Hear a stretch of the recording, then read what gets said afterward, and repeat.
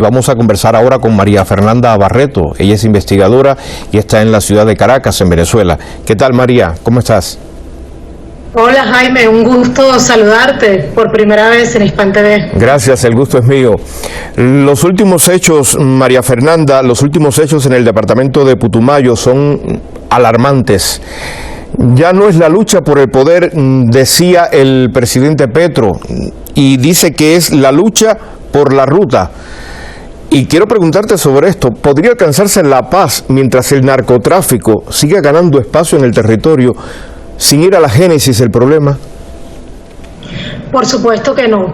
Por eso cada vez que se habla de paz en Colombia, hablamos de una paz real, paz con justicia social, que incluye, por supuesto, que se ponga un freno definitivo al negocio del narcotráfico, un freno definitivo a la injerencia estadounidense en territorio colombiano y también a la depredación de las grandes corporaciones, básicamente estadounidenses, europeas e incluso israelíes sobre el territorio colombiano, mientras toda esa presión que hay sobre Colombia para expoliar Colombia, para usar a Colombia como cabeza de playa para el relanzamiento de la doctrina Monroe no cese, no será posible hablar de paz, incluso aunque funcionasen los diálogos que ha planteado el gobierno con las organizaciones a las que les ha dado beligerancia, como el Ejército de Liberación Nacional y el acogimiento a la justicia, que es lo que ha planteado con los grupos delincuenciales, paramilitares y narcotraficantes. Indiscutiblemente que la paz se construye bilateralmente,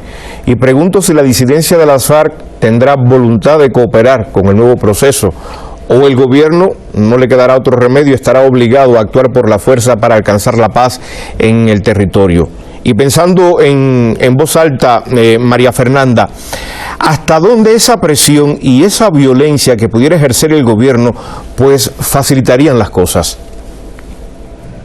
Bueno, ahí hay varias cosas que mencionar, Jaime. Lo primero es que tras esos acuerdos con las FARC que fueron absolutamente desfenestrados por el gobierno uribista que siguió al de Juan Manuel Santos y también fueron desconocidos e incumplidos por el propio gobierno de Santos, dejaron como consecuencia unas FARC completamente fragmentadas. Entonces ahora tenemos unas FARC que nunca se acogieron a esos acuerdos de paz, tenemos una FARC que se acogieron a esos acuerdos de paz, pero dado el incumplimiento volvieron a las armas, que es la segunda Marquetalia, y hay un montón de grupos que se dicen disidencias, muchos de los cuales no hay modo de comprobar que tengan relación alguna con las extintas FARC, u otros simplemente han sido grupos delincuenciales paramilitares que utilizan ese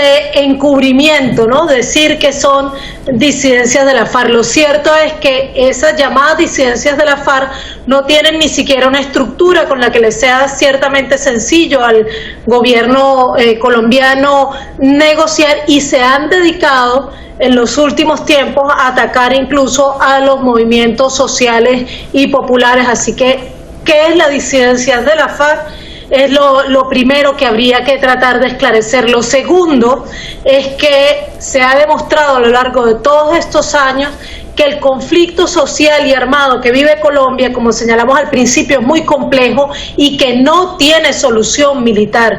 Así que la apuesta debe seguir siendo siempre hacia una salida política y negociada, donde el gobierno de Gustavo Petro muy sabiamente ha planteado un trato diferenciado.